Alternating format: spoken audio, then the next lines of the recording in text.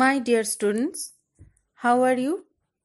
Today's topic is Vedic education অথবা বৈদিক যুগের শিক্ষা. I will taught you from page number 57 to page number 60. তোমাদের 57 থেকে 60 পাতা পর্যন্ত আজকে পড়াবো. So open your textbook and get ready to listen the topic. পাঠ্য বইটি খোলো এবং আজকের টপিকটি মন দিয়ে শোনো. Vedic literature gives us an idea about the education system of the period. বৈদিক সাহিত্য থেকেই সেই যুগের শিক্ষা ব্যবস্থার ধারণা আমরা পাই. গুরু or teacher was the main pillar বা স্তম্ভ. মানে পিলার মানে স্তম্ভ. গুরু or teacher was the main pillar of the education system. বৈদিক যুগের শিক্ষা ব্যবস্থার প্রধান স্তম্ভ ছিলেন গুরু. Education was imparted. Impart করা মানে দান করা. Education was imparted orally. Oral মানে মৌখিকভাবে. তো সে যুগে শিক্ষাদান করা হতো মৌখিকভাবে. মৌখিকভাবেই শিক্ষার চর্চা করা হতো. The teacher would recite one section and explain its meaning. প্রথমে গুরু একটা অংশ পড়তেন এবং পরে তার মানেটা বুঝিয়ে দিতেন. Students having listened attentively মানে মন দিয়ে, মনঃসংযোগ সহকারে. তো ছাত্রদের প্রথমে সেই অংশটা খুব মন দিয়ে শুনতে হতো. would notice it, কি বলছেন গুরু সেটা ভালো করে লক্ষ্য করতে হতো. and memorize, তারপর সেটা মনে রাখতে হতো. and memorize, এই যে মনে রাখতে হতো, এই মনে রাখার বিষয়টা ছিল বৈদিক যুগের শিক্ষার ক্ষেত্রে খুব গুরুত্বপূর্ণ. স্পেশাল এমফাসিস বা বিশেষ জোর দেওয়া হতো. স্পেশাল এমফাসিস ওয়াজ প্লেসড, কিসের ওপর সব থেকে বেশি জোর দেওয়া হতো? এক্স্যাক্ট প্রোনাউন্সিয়েশন, সঠিক উচ্চারণের ওপরে বিশেষ জোর দেওয়া হতো. Archaeologists have not found any traces of any script of the period. বৈদিক যুগের কোনো লিপির খোঁজ এখনো পর্যন্ত প্রত্নতাত্ত্বিকেরা পাননি. স্ক্রিপ্ট মানে হচ্ছে লিপি, ট্রেস করা মানে কোনো খোঁজ পাওয়া. In the later Vedic age, পরবর্তী বৈদিক যুগে education and sacred thread ceremony বা উপনয়ন ওয়্যার ক্লোজলি রিলেটেড. পরবর্তী বৈদিক যুগে শিক্ষার সঙ্গে উপনয়নের খুব নিকট সম্পর্ক. ক্লোজলি রিলেটেড মানে নিকট সম্পর্ক. মানে শিক্ষা ব্যবস্থার শুরুই হতো উপনয়ন নামক একটি সংস্কার বা রাইট বা প্রথা পালনের মধ্যে দিয়ে. Students apply to the teacher for education. কোনো একজন ছাত্র বা শিক্ষার্থী সে কোনো একজন গুরুর কাছে শিক্ষা প্রদান করার জন্য আবেদন করত. সে কোনো একজন গুরুর কাছে গিয়ে বলতো যে আমি আপনার কাছে শিক্ষা গ্রহণ করতে চাই. কিন্তু সে বললেই যে গুরু তাকে নিয়ে নিতেন শিক্ষা প্রদান করার জন্য, তা কিন্তু না. The teacher would agree to accept a student. একজন শিক্ষক তখনই একজন ছাত্রকে শিক্ষাদান করতে সম্মত হতেন বা শিক্ষার্থী হিসেবে তাকে গ্রহণ করতে সম্মত হতেন অনলি, একমাত্র, if he found him suitable, যদি তাকে যোগ্য বলে মনে হতো, সুটেবল বলে মনে হতো. অ্যান্ড দেন, তারপর, through the sacred thread ceremony, উপনয়ন প্রথা, সেক্রেট মানে পবিত্র, থ্রেড মানে সুতো. তো তোমরা সবাই জানো যে উপনয়নে একটা পৈতে পরিয়ে দেওয়া হয়. পৈতে হচ্ছে একটা পবিত্র সুতো. তো সেটা কাঁধের পাশ দিয়ে বুকের পিঠের ওপর দিয়ে একটা ঝুলি দেওয়া হয়, কোমর পর্যন্ত লম্বা একটা সুতো। তো সেটাই হচ্ছে উপনয়ন বা উপনয়ন সংস্কারে ওইটাকেই বলা হয় পৈতা। তো sacred thread ceremony, through this initiation মানে এই যে প্রারম্ভটা ইনটু স্টুডেন্টশিপ, শিক্ষা গ্রহণের ক্ষেত্রে এই যে প্রারম্ভটা ওয়াজ ডান, শুরু হয়ে যেত এই উপনয়ন সংস্কারের মধ্যে দিয়ে বা সেক্রেট থ্রেড সেরিমনির মধ্যে দিয়ে। There are many evidences that suggest that the upanayana ceremony of girls was also observed. এরকম অনেক প্রমাণ পাওয়া গেছে যে শুধু মেয়েদের নয়, ছেলেদের নয়, মেয়েদেরও উপনয়ন হতো। অর্থাৎ উপনয়ন হতো মানেই তাদের শিক্ষা লাভেরও অধিকার ছিল, কেননা উপনয়ন প্রদানের উদ্দেশ্যই ছিল সেকালে যে উপনয়নের মধ্যে দিয়েই শিক্ষা প্রদান শুরু হবে। তাহলে এখানে যখন মেয়েদের উপনয়ন দেওয়া হতো বলে বলছে যে সেরকম প্রমাণও পাওয়া যায়, তার মানে মেয়েদের যে শিক্ষা প্রদান করা হতো তেমন প্রমাণও পাওয়া যায়, এটাই প্রমাণ করে সেটা। তো student received education from the guru by residing in his house. একজন ছাত্র তার শিক্ষাগুরুর বাড়িতে থেকে শিক্ষা গ্রহণ করত। They had to perform a lot of duties along with studies there. তো বলছে শুধুমাত্র গুরুগৃহে গিয়ে শুধুমাত্র খাচ্ছি দাচ্ছি আর পড়াশোনা করছি তা করলে কিন্তু হতো না, তার সঙ্গে প্রচুর অন্যান্য কাজকর্মও করতে হতো ছাত্রদের। তবে ছাত্রদের থাকা খাওয়ার দায়িত্ব ছিল গুরুর ওপর। দ্য টিচার লুকড আফটার, দেখাশোনা করতেন, the food and accommodation of the students. Food মানে খাওয়া দাওয়া, অ্যাকোমোডেশন মানে থাকার ব্যবস্থা। তো একজন টিচারই তার ছাত্রদের থাকা খাওয়ার ব্যবস্থাটা কীরকম হতো সেটা দেখাশোনা করতেন। এখানে বৈদিক এডুকেশন সম্পর্কে বলছে যে বৈদিক পড়াশোনা ও শ্রুতি। শ্রুতি কাকে বলা হতো? বৈদিক এখানে এই ডিডিও নোটা দেখো পেজ নাম্বার 57-এ, বা টুকরো কথাটা দেখো, বৈদিক পড়াশোনা ও শ্রুতি। Vedic literature was essentially to be memorized. বৈদিক সাহিত্য মূলত শুনে শুনে মনে রাখতে হতো। মেমোরাইজড মানে মনে রাখতে হতো, এটা ছিল সবচেয়ে বেশি প্রয়োজনীয়। দেয়ারফোর, সেই জন্য another name of the Vedas is শ্রুতি। তো বেদ এই কারণেই বেদের অপর নাম শ্রুতি। There is a section called ভেক শ্রুতি। বেদের একটা ঋগ্বেদে একটা বড় অংশ আছে, there is a section called ভেক Shruti in Rigveda. ঋগ্বেদে ভেক স্তুতি নামে একটা অংশ আছে। ভেক মানে ব্যাং, স্তুতি তার মানে এটা হচ্ছে যে একটা ব্যাং ডাকলো আর সেই সঙ্গে একটা ব্যাং ডাকতে শুরু করলেই সেই সঙ্গে অন্যান্য ব্যাংগুলো ডাকতে শুরু করলো।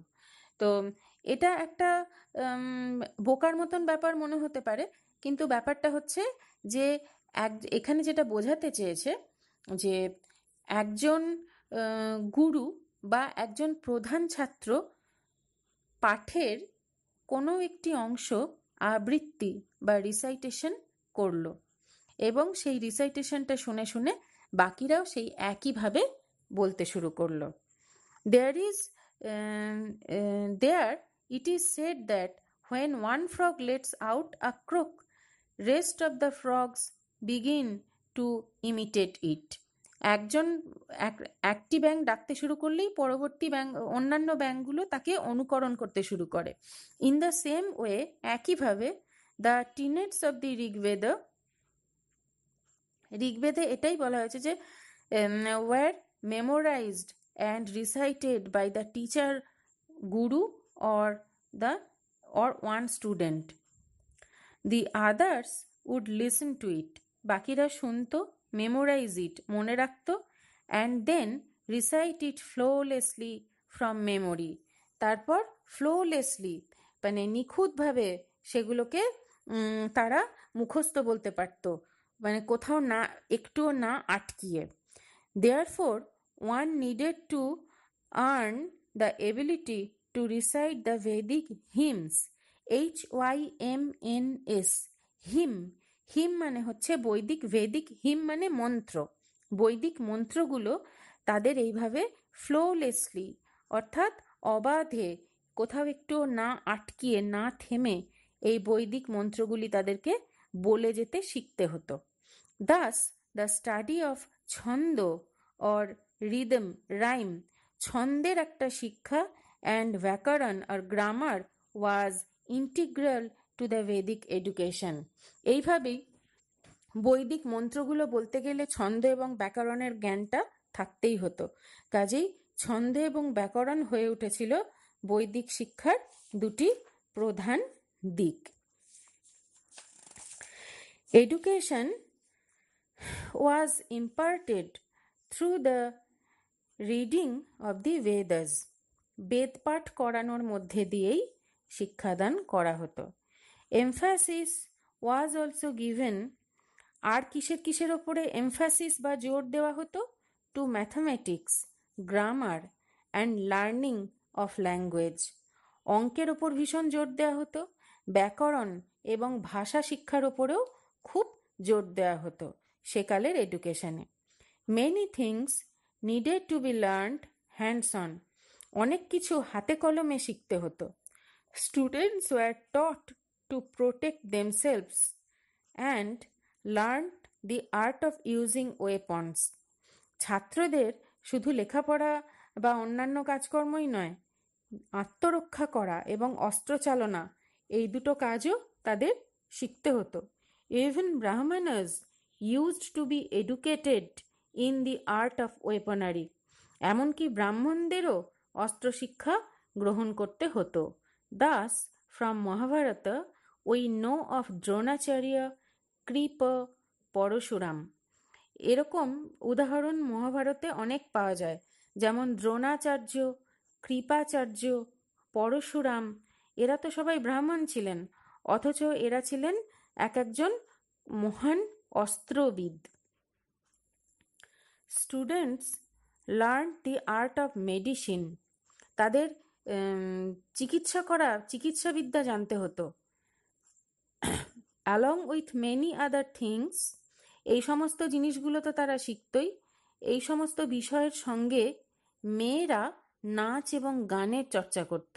Along with many other things girls also practised music and dance. এখানে তোমাদের একটা কথা ভেবে দেখতে বলছে যে তোমরাও তো পড়াশোনা করো, তো পড়াশোনার সঙ্গে সঙ্গে তোমরা কি হাতে কলমেও কোনো কাজ শেখো? একবার ভেবে দেখো তো যে হাতে কলমে তোমরা কি কি কাজ শিখেছো। Do you learn anything hands on along with your education? What all have you learned hands on? This is the food for your thought. Next, generally education used to be imparted for a stretch of 12 years. সাধারণত একটানা 12 বছর ধরে এই শিক্ষা গ্রহণের বিষয়টা চলতো। Again, many used to remain students for their entire life. তবে কেউ কেউ আবার সারা জীবন ধরেই শিক্ষার্থী থেকে যেত। Usually, after the completion of the studies at the end of 12 years, সাধারণত বেশিরভাগ ক্ষেত্রেই মানে সারা জীবনই শিক্ষার্থী হিসেবে থেকে গেল এরকম খুব কমজনই থাকতেন। তো বেশিরভাগই কি করত, after the completion of the studies of the end of 12 years, 12 বছর শিক্ষা লাভ করার পর there use to be a convocation ceremony. Convocation হচ্ছে সমাবর্তন অনুষ্ঠান। তো সমাবর্তন অনুষ্ঠানে মানে এখনো পর্যন্ত বিশ্ববিদ্যালয়গুলিতে সমাবর্তন অনুষ্ঠান হয়। সেই সমাবর্তন অনুষ্ঠানে কি হয়, কেউ কোনো বিষয়ে পাশ করলে তার সার্টিফিকেটটা দেয়া হয়। তো এই সমাবর্তন অনুষ্ঠানটা এই প্রাচীনকালের বৈদিক শিক্ষা ব্যবস্থা থেকেই সমাবর্তন অনুষ্ঠান বা কনভোকেশন সেরিমনি বিষয়টা এসেছে। ইন দ্যাট সেরিমনি এই অনুষ্ঠানে those students were recognized as graduate or স্নাতক, যারা গ্র্যাজুয়েট বা স্নাতক হতো তাদেরকে মানে চিহ্নিত করা হতো, তাদেরকে বলা হতো, উপাধি দেওয়া হতো যে তোমরা আজ থেকে স্নাতক হলে। At the end of the education period, এই শিক্ষার শেষে, it was customary for the students to take a special bath. একদম শিক্ষা শেষে ওই কনভোকেশনের আগে ছাত্ররা কি করত, এটা একটা প্রথা ছিল যে তারা একটা বিশেষ ধরনের স্নান করত। মানে শিক্ষা শেষ হলো, স্নান করে তারপর সে অন্যান্য পণ্ডিতদের সামনে উপস্থিত হবে, তারপর সে তার নিজের জ্ঞানের পরিচয় দেবে, তার জ্ঞানের পরিচয় পেয়ে পণ্ডিতেরা সন্তুষ্ট হলে তাকে স্নাতক উপাধি দেবে। এইরকম ছিল এই সমাবর্তন অনুষ্ঠানটা। তো ফ্রম দ্যাট দ্য টার্ম স্নাতক হ্যাজ ডিরাইভড, ওই যে স্নান করতে হতো, স্নান থেকেই স্নাতক কথাটা এসেছে। Before leaving the residence of their teacher, গুরুগৃহ ত্যাগ করে চলে যাওয়ার আগে the students made a thank offering to their teacher according to their individual abilities. যার যেমন ক্ষমতা সে সেরকম গুরু দক্ষিণা দিত গুরুগৃহ ছেড়ে চলে যাওয়ার আগে। স্নাতক সমাবর্তন অনুষ্ঠানে স্নাতক হয়ে গেল, তারপরে তো তার পড়াশোনা শেষ, এরপর তাকে বাড়ি ফিরতে হবে। তখন সে তো আর গুরুগৃহে থাকবে না, তো গুরুগৃহ ছেড়ে চলে যাওয়ার আগে গুরুকে কিছু সম্মান দক্ষিণা তারা দিয়ে যেত, তাকে বলা হতো গুরু দক্ষিণা। এইটা কিন্তু কোনো জোর ছিল না, যে যার যেমন সাধ্য তেমন দিত। তো বেশিরভাগই গুরু দক্ষিণা হিসেবে গরু দান করতেন গুরুকে। তো বলছে this offering to the teacher or guru dakshina often involved the gifting of cows, গরু দান করা হতো। এরপর একটা খুব ইম্পর্টেন্ট টপিক, সেটা হচ্ছে টুকরো কথা, বৈদিক পড়াশোনা ও বিজ্ঞান চর্চা। দেখো এটা তোমরা পেজ নাম্বার 59-এ পাবে। Vedic education and the cultivation of science. Mathematics was an integral part of Vedic education system. গণিত ছিল বৈদিক শিক্ষা ব্যবস্থার একটা বিশেষ গুরুত্বপূর্ণ অংশ। নলেজ অফ জিওমেট্রি, জিওমেট্রি মানে হচ্ছে জ্যামিতি, এই জ্যামিতির জ্ঞানটা ছিল খুব necessary. Knowledge of geometry was necessary to build sacrificial altars. এই যে sacrificial altars, altar মানে হচ্ছে যজ্ঞবেদী। The altars were made with burnt bricks. এই অল্টারগুলো তৈরি হতো পোড়া ইট দিয়ে। তাহলে ঋক বৈদিক যুগে কিন্তু কোনো ইটের উল্লেখ নেই, ইটের উল্লেখ পাওয়া যায়, প্রথম উল্লেখ পাওয়া যায় অথর্ববেদে। তার মানে ঋক বৈদিক যুগে তখনও তাহলে স্যাক্রিফিশিয়াল অল্টার তৈরি করা শুরু হয়নি, এইটা বানানো শুরু হয়েছিল পরবর্তী বৈদিক যুগে। এবং এই স্যাক্রিফিশিয়াল অল্টার বানাতে গেলে সায়েন্স এবং জিওমেট্রির জ্ঞানটা খুব জরুরি ছিল। কেননা তোমরা সবাই যজ্ঞবেদীর কথা জানো যে চৌকো মতো একটা জায়গা, যেখানে আগুনটা জ্বলতো, যেখানে কাঠ সাজানো হতো, তারপর তার চারদিকে সমানভাবে ধাপে ধাপে নেমে যেত। তো এই যে সমানভাবে জিনিসগুলো বানানো, তার জন্য সমান মাপের ইট তৈরি করা দরকার ছিল। তাহলে প্রত্যেকটা জিনিস যে সমান মাপের হতে হবে, তার মানে তো একটা মাপ পরিমাপের একটা জ্ঞান তো তাদের থাকা দরকার যারা জিনিসগুলো বানাচ্ছে। তো এই যে একটা সমান চৌকো একটা যজ্ঞবেদী তৈরি হবে, তারপর সেগুলো সমানভাবে ধাপে ধাপে নিচের দিকে নেমে আসবে। তো এই জিনিসগুলো বানাতে গেলে কিন্তু জিওমেট্রি বা জ্যামিতি জ্ঞানটা খুব জরুরি ছিল। এবং জ্যামিতি তো ম্যাথমেটিক্যাল ক্যালকুলেশন ছাড়া বা অঙ্কের মানে প্রয়োগ ছাড়া তো এটা সম্ভব নয়। তো বলছে সেই জন্যই বলছে যে mathematics was an integral part of Vedic education system. Knowledge of geometry was necessary to build sacrificial altars. The altars were made with burnt bricks. Brick masons were responsible for making suitable bricks. রাজমিস্ত্রিদেরই দায়িত্ব ছিল সঠিকভাবে ওই ইঁটগুলোকে তৈরি করা, and burning them properly, সেগুলোকে ঠিকঠাকভাবে পোড়ানো। Sacrificial altars were made by masons and architects. রাজমিস্ত্রি এবং স্থপতি এরা দুজনে মিলে যজ্ঞবেদীগুলো বানাতো। To an extent their requirement fuelled the interest in Vedic mathematics. এই যে যজ্ঞবেদী বানানোর প্রয়োজন, তার থেকেই আর্কিটেক্টদের মনে, স্থপতিদের মনে এই অঙ্ক চর্চার বিষয়টা মাথায় এসেছিল।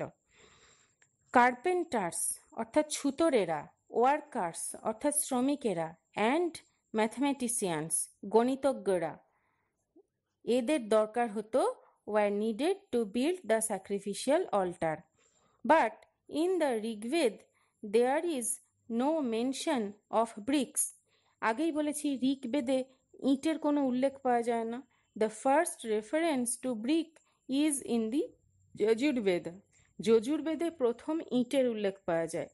Different kinds of tools were used to prepare the sacrificial altars. এই যে যজ্ঞবেদী বানানো হতো তার জন্য কিন্তু বিভিন্ন ধরনের যন্ত্রের ব্যবহার করা হতো।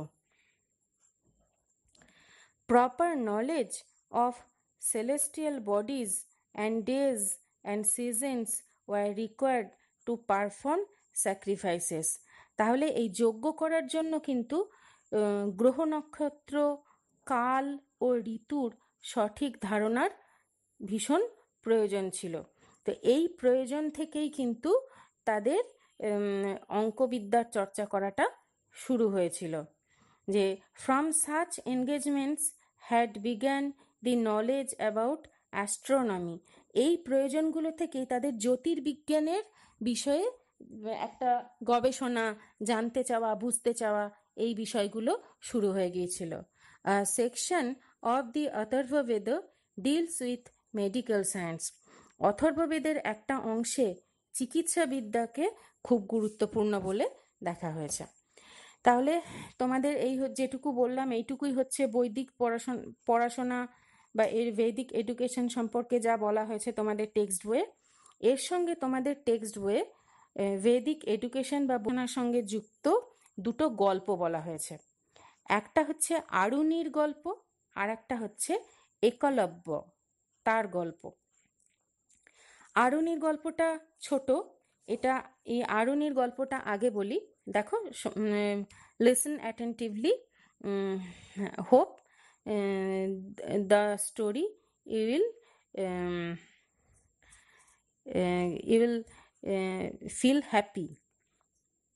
The great sage মহর্ষি আয়োধম্য, একজন মহান ঋষি ছিলেন মহর্ষি আয়োধম্য, was an ideal guru. He had 3 famous students, Veda, Upamanyu and Aruni.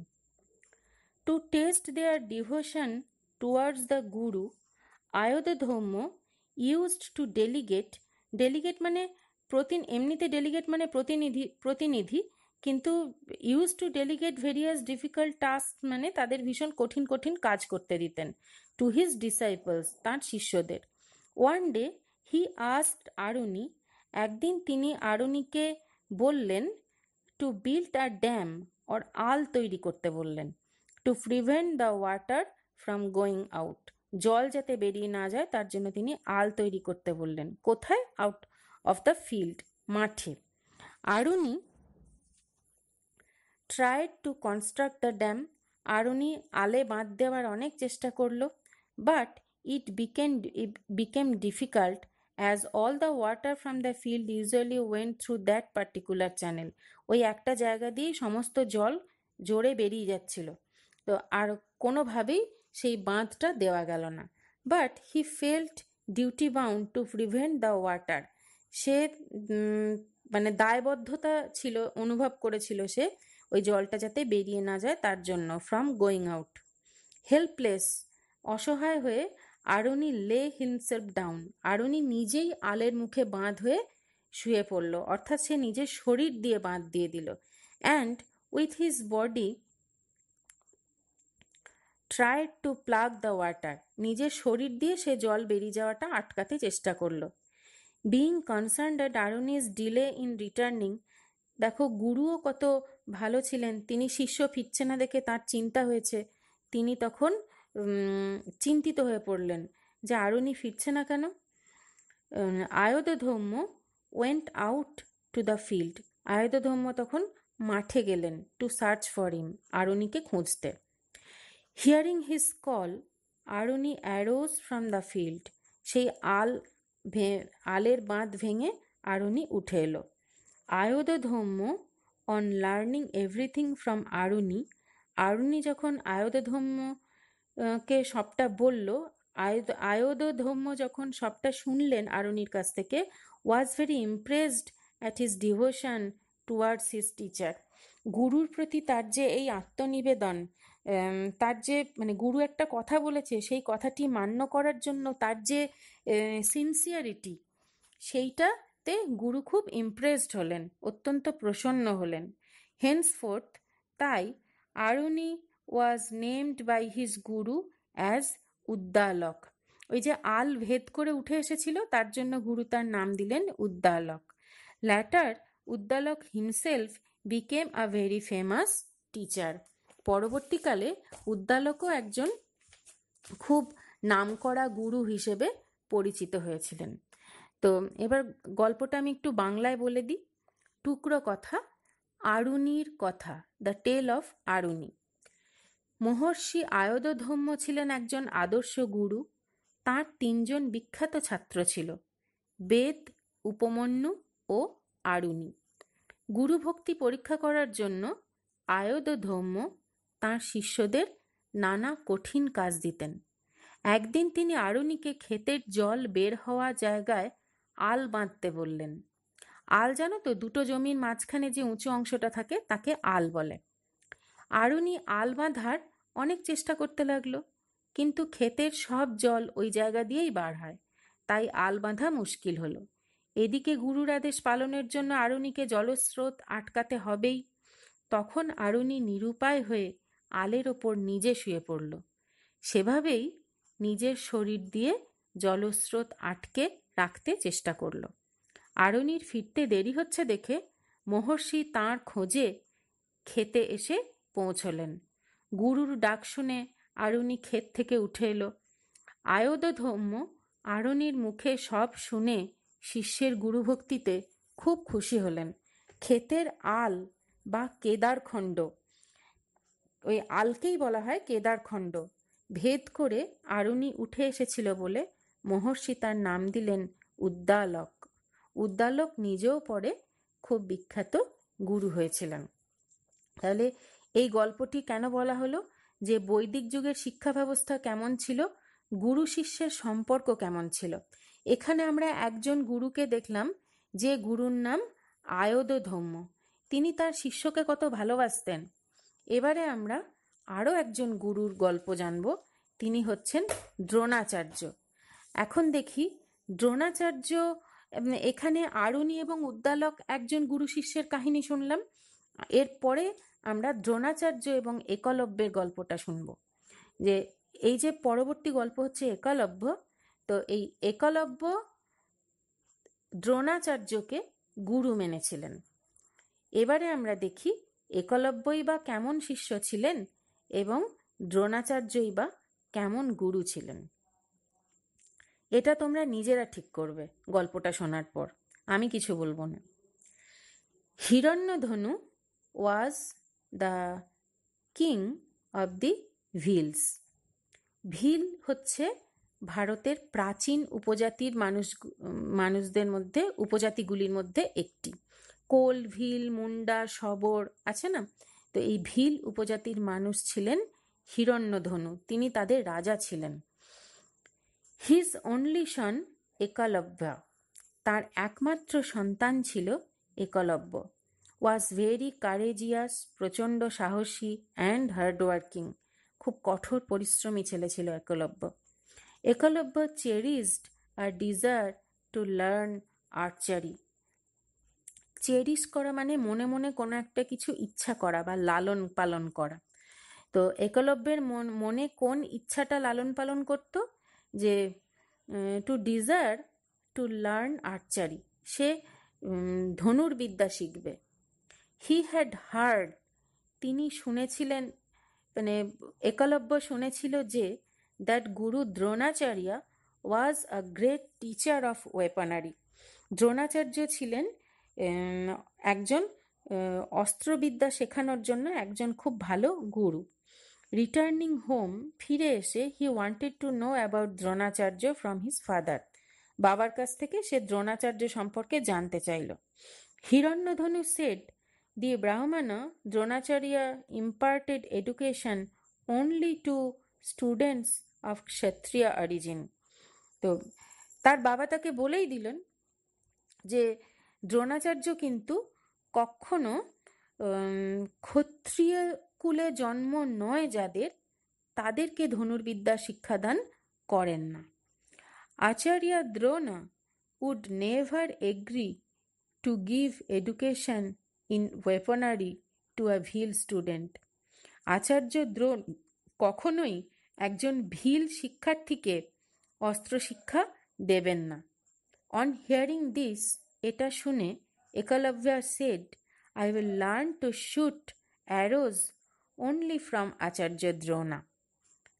সেও জেদ করে বলল যে আমি শুধুমাত্র আচার্য দ্রোণের কাছেই, একমাত্র আচার্য দ্রোণের কাছেই আমি অস্ত্র শিক্ষা করব। একলব্য ওয়েন্ট টু দ্রোণাস হাট, দ্রোণাচার্যের কুটিরে গিয়ে উপস্থিত হলো। টাচড হিজ ফিট, তাঁর পাদস্পর্শ করল অর্থাৎ প্রণাম করল। অ্যান্ড ইন্ট্রোডিউসড হিমসেলফ, নিজের পরিচয় দিল।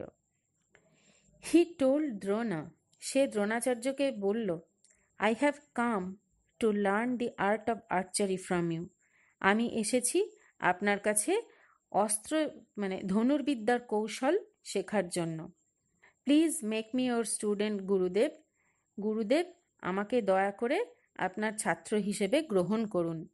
দ্রোণা জেন্টলি এক্সপ্লেন্ড, তাকে বললেন, দ্রোণাচার্য তাকে বললেন, I can not accept you as my student, আমি তোমাকে আমার শিক্ষার্থী হিসেবে গ্রহণ করতে পারি না। I teach the art of weaponry only to Kshatriyas, আমি শুধুমাত্র ক্ষত্রিয়দেরই অস্ত্রবিদ্যা শিক্ষাদান করে থাকি। You R a Bhil prince, তুমি একজন ভিল রাজকুমার। Go back to your home, ঘরে বাড়ি ফিরে যাও। একলব্য ওয়াজ টোটালি ক্রেস্টফ্যালেন, তো একলব্য ভীষণ হতাশ ও বিমর্ষ হয়ে পড়ল। আফটার লিভিং দ্রোণাস হাট, দ্রোণাচার্যর কুটির ছেড়ে চলে যাওয়ার পর, he did not return home, সে কিন্তু বাড়ি ফিরে গেল না। সে তাহলে কি করলো? He went to the forest, সে জঙ্গলে চলে গেল, অরণ্যে চলে গেল। অ্যান্ড স্কাল্পটেড মানে স্কাল্পচার মানে ভাস্কর্য অর্থাৎ মূর্তি, অর্থাৎ সে দ্রোণাচার্যের মানে মূর্তি নির্মাণ করলো, সে মূর্তি নির্মাণ করলো a statue of Acharya Drona with clay মানে কাদামাটি, তো সে কাদামাটি দিয়ে দ্রোণাচার্যের একটা মূর্তি তৈরি করলো। Then all by himself he began to practise shooting arrows before the statue, সে ওই মূর্তির সামনে ধনুর্বিদ্যার চর্চা করতে শুরু করলো। He was diligent in his practice, সে ডিলিজেন্ট মানে পরিশ্রমী, সে অত্যন্ত মানে ধনুর্বিদ্যা অভ্যাসের ক্ষেত্রে সে ছিল অত্যন্ত পরিশ্রমী। After many days of practice, অনেক দিন প্র্যাকটিস করার পর, he actually became a great archer, সে একজন সত্যিকারের একজন মহান ধনুর্ধর হয়ে উঠতে পেরেছিল। One day while he was practising, একদিন সে যখন প্র্যাকটিস করছিল বা চর্চা করছিল, হিজ কনসেন্ট্রেশন অর্থাৎ মনঃসংযোগ was disturbed by the barking of a dog, কুকুরের চিৎকারে তার মনঃসংযোগ নষ্ট হয়ে যাচ্ছিল। হি ওয়াজ কম্পেল, সে বাধ্য হয়েছিল to shut the dog's mouth, কুকুরটার মুখ বন্ধ করে দিতে বাই শুটিং অ্যান অ্যারো। একটা মাত্র তীর দিয়ে সে কুকুরের মুখ বন্ধ করে দিয়েছিল। ইন দ্যাট স্টেট, এই অবস্থায় the dog ran to the Kaurava and Pandava princes. Kaurava আর পাণ্ডবরা তখন জঙ্গলে কোনো কারণে এসেছিল দল বেঁধে। তাদের সঙ্গে কুকুরও ছিল, শিকারী কুকুর। তো সেই শিকারী কুকুরটাই একলব্যকে খুঁজে পেয়ে ঘেউ ঘেউ করে ডাকতে শুরু করেছিল। তো একলব্য তো মুখ তীর দিয়ে তার মুখ বন্ধ করে দিয়েছে। তখন সেই অবস্থায় কুকুরটা ছুটতে ছুটতে ওই কৌরব আর পাণ্ডব রাজপুত্রদের কাছে গিয়ে হাজির হলো। On seeing the condition of the dog, কুকুরটার অবস্থা দেখে দে রিয়ালাইজড, তারা বুঝতে পেরেছিল, that only a very skilled archer, একমাত্র অত্যন্ত দক্ষ ধনুর্ধরই could aim an arrow like that, এইভাবে লক্ষ্যভেদ করতে পারে। Even Arjuna was not able to shoot arrows with such dexterity, এমনকি অর্জুনেরও তখনও পর্যন্ত এই ক্ষমতা, এত দক্ষতার সঙ্গে মানে তীর ধনুক চালানোর দক্ষতা জন্মায়নি। Even Dronacharya was awestruck on seeing the dog, এমনকি দ্রোণাচার্য কুকুরটাকে দেখে বিস্ময়ে হতবাক হয়ে গেলেন। In his mind he heaped praise on the archer, মনে মনে তিনি সেই ধনুর্ধরের অত্যন্ত প্রশংসা করলেন। Travelling from distance, Drona saw Ekalavya practising, অনেক দূর চলে আসার পর দ্রোণাচার্য দেখলেন যে একলব্য প্র্যাকটিস করছে। ট্রাভেলিং সাম ডিস্টেন্স, মানে কিছু দূর যাওয়ার পর তিনি দেখলেন। হি আস্কড একলব্য, তিনি একলব্যকে জিজ্ঞাসা করলেন, হু ইজ ইয়োর টিচার, তোমার গুরুকে? Ekalavya said, Acharya Drona is my teacher. Ekalavya বলল যে আচার্য দ্রোণ হচ্ছেন আমার গুরু।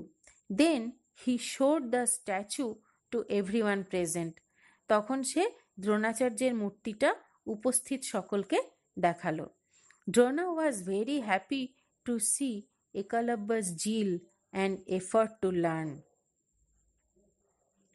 তো এই যে একটা শেখার আগ্রহ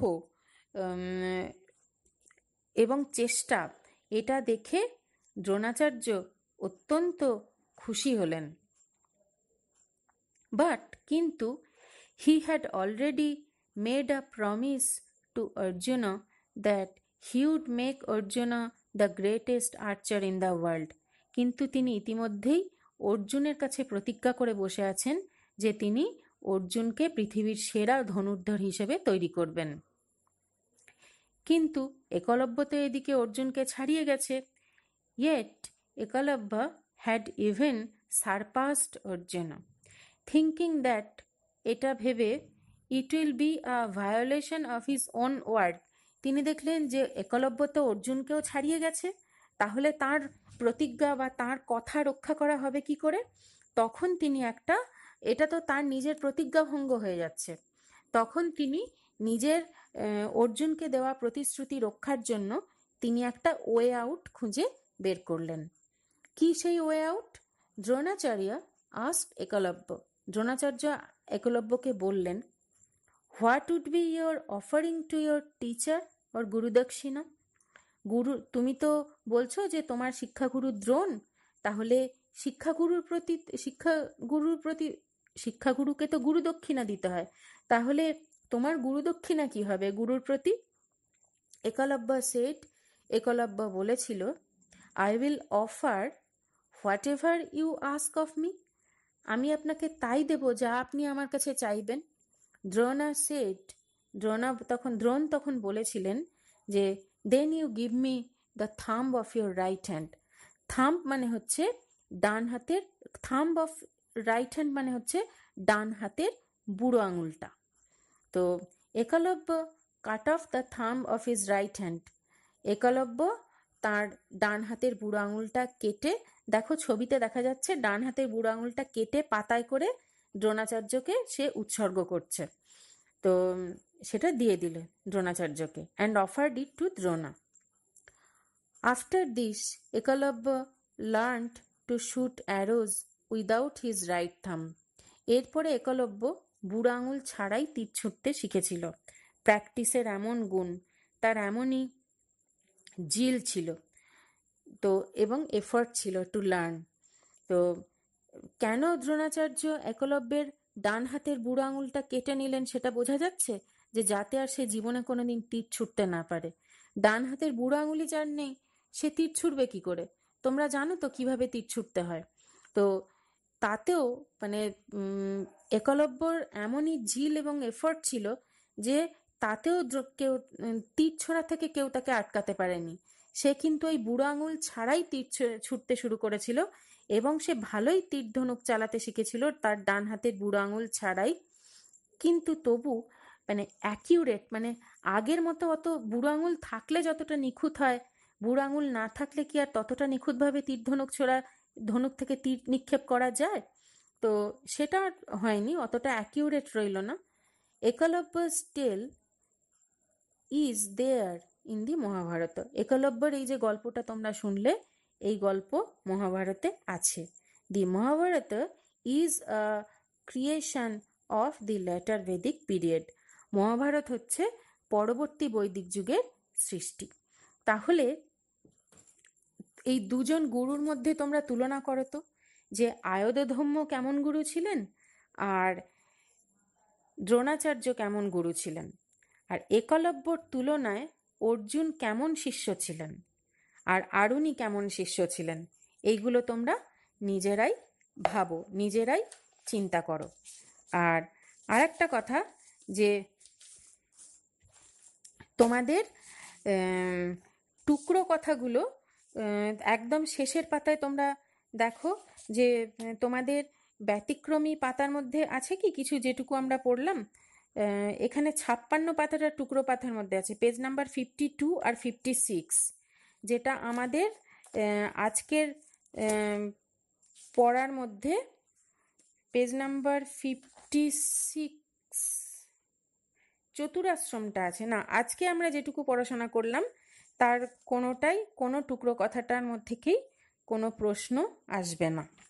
এইটা তোমাদের এখানে এই একদম শেষে যে ব্যতিক্রমী পাতাগুলো আছে সেখানে দেখা যাচ্ছে যে এই আজকের পড়াশোনা করলাম যে পেজগুলো, সেগুলো সেই না পৃষ্ঠাগুলো এর মধ্যে নেই। তাহলে আজকের পড়াশোনা এটুকুই। এরপরে আমাদের চতুর্থ অধ্যায়ের আর কোন অংশটা বাকি রইল না, বৈদিক যুগে ভারতে শুধু কি বৈদিক সমাজই ছিল? এখানে তো আমরা ভিল উপজাতির হিরণ্যধনু এবং একলব্যের কথা পেলাম, তেমনি আর্য জাতির অন্তর্ভুক্ত মানুষ নয় যারা, এমন মানুষও তো সেই যুগে ছিল। তো সেই সব বৈদিক যুগেই সেই সব মানুষদের সভ্যতার কথাও বলবো। তাহলে তোমরা একলব্যের কাহিনী শুনেই বুঝতে পারছো যে আর্য জাতির থেকেও উন্নততর জাতি ভারতের যারা আদিম উপজাতি, তারা কিন্তু ভারতবর্ষের মাটিতে বাস করত। তাহলে তাদের সমাজ, তাদের সংস্কৃতি কেমন ছিল সেটা এবার আমরা পরের দিন ছোট করে জেনে নেব। তো আজকের মতো এই পর্যন্তই। গুড নাইট, ভালো থেকো তোমরা।